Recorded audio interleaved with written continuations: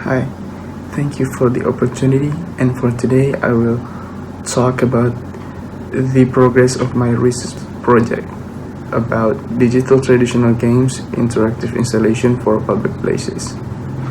So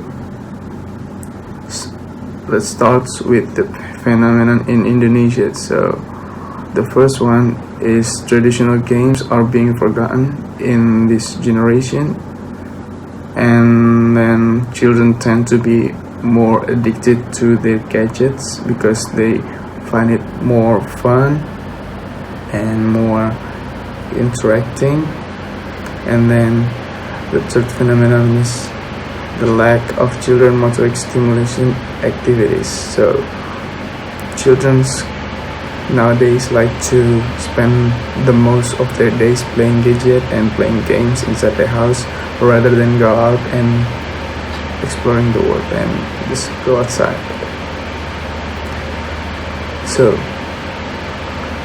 Kak Seto, the ex-chairman of National Commission for Child Protection, thinks that the main essence of traditional games must be experienced by the younglings to build a positive characteristic. For example, to value diversity and honesty about traditional games. So research actually shows that traditional games have a positive impact for children, such as number one, stimulating their brain to become more creative in their daily activities. So children tend to apply what they learn when they're playing into their daily activities. And number two, it will help them to be more expressive. So because like when you play a traditional games, you cannot have to put your expression out there, like when you're angry, when you're happy, you kind of just have to express it. So it will naturally come to their minds when they apply it in their other daily activities. So number three would be develop their multiple intelligence, such as natural intelligence, spatial, musical, and spiritual. So the three factors are connected and they support each other. So the next is interactive installation.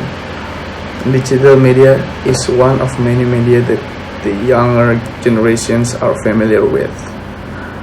By trying to combine a little mixture of traditional games and modern technologies such as interactive media, hopefully it will attract them to have more curiosity towards the traditional games. So by combining these two things, hopefully the young generation will want to learn about the traditional games that they haven't know yet.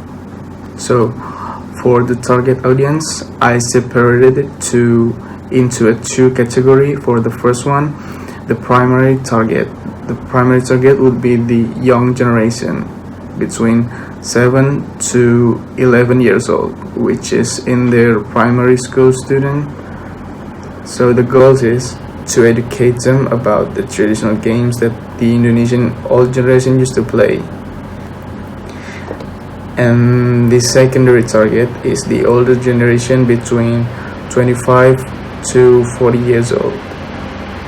Why? Because like they have the memory of this game, so hopefully this installation will also regain their good memories from the older days of their past to get the feeling of nostalgic feelings. The goals of this product is to bring the old-time Indonesian traditional games with a twist of digital technology to make it more appealing to the younger generation, so it will not be forgotten. And next is the possible stakeholders. So in this category, I actually have three, and the first one would be traditional games return, or TGR for short. So TGR is a community or an organization, and their goal is to bring back traditional games to the younger generation. And they have their slogan such as lupakan gadgetmu, ayo main di luar.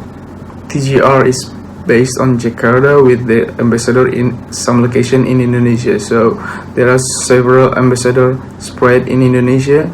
So their activities are widespread around Indonesia and not just based on Jakarta. TGR is also supported by the Ministry of Women and Children Rights. TGR held an annual event and roadshow across Indonesia.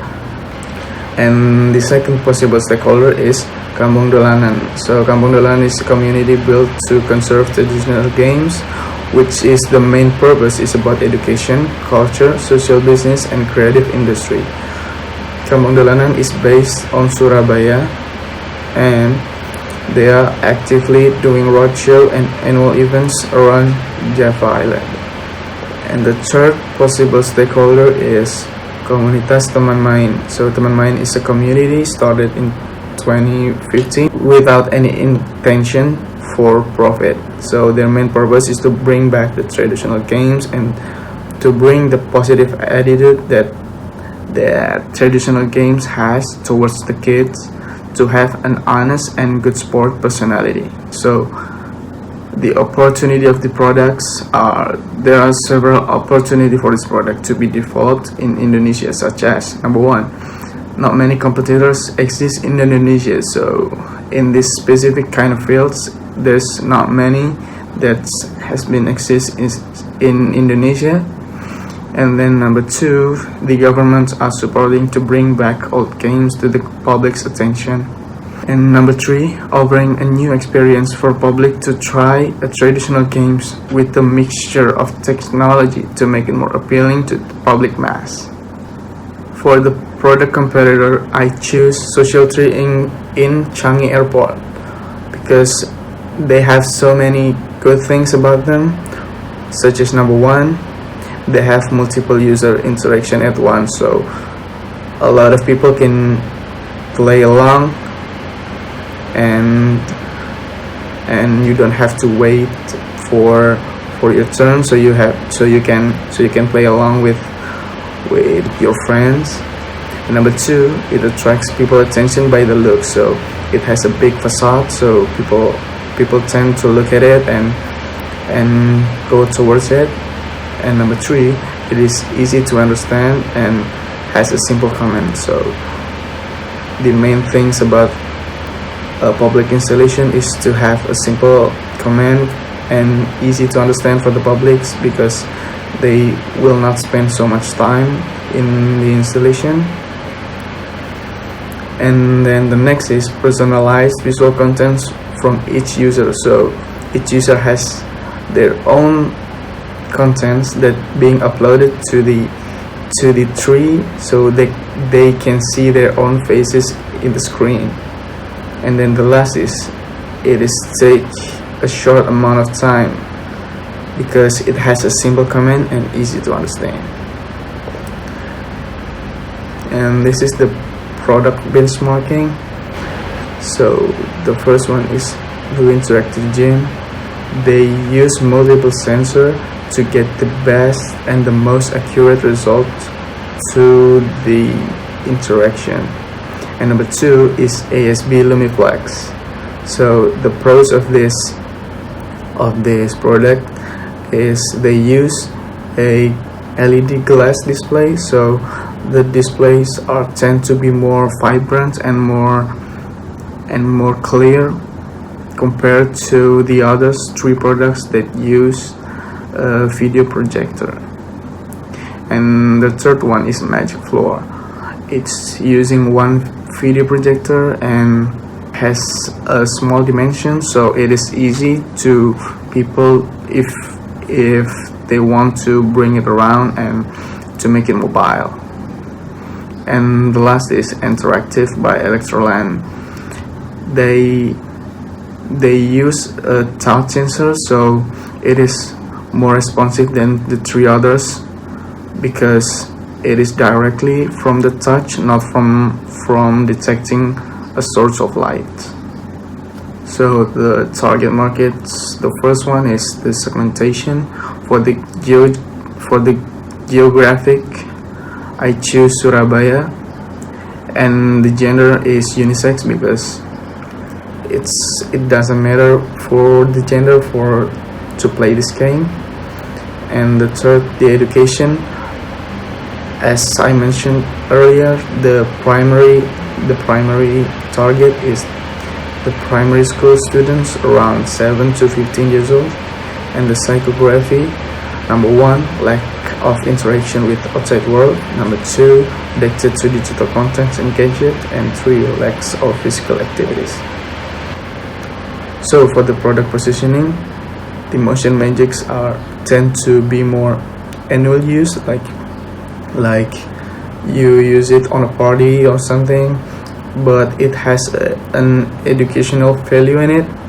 And the Louis interactive games, it is more like for a sport activities, so it is used annual and for a recreational purposes. And the third is Electroland. It is more than it's more like for an entertainment use, so it's the same category as the Liu. And the third is ASB Glass 4. It is more like entertainment too, but it is tend to use permanently on one place. And then the last is the placing for my products is around the top left, because my main focus is to put the product around somewhere else and put it like semi-permanently, and it has an educational value. So that is it for today. Thank you for checking out my progress, and goodbye.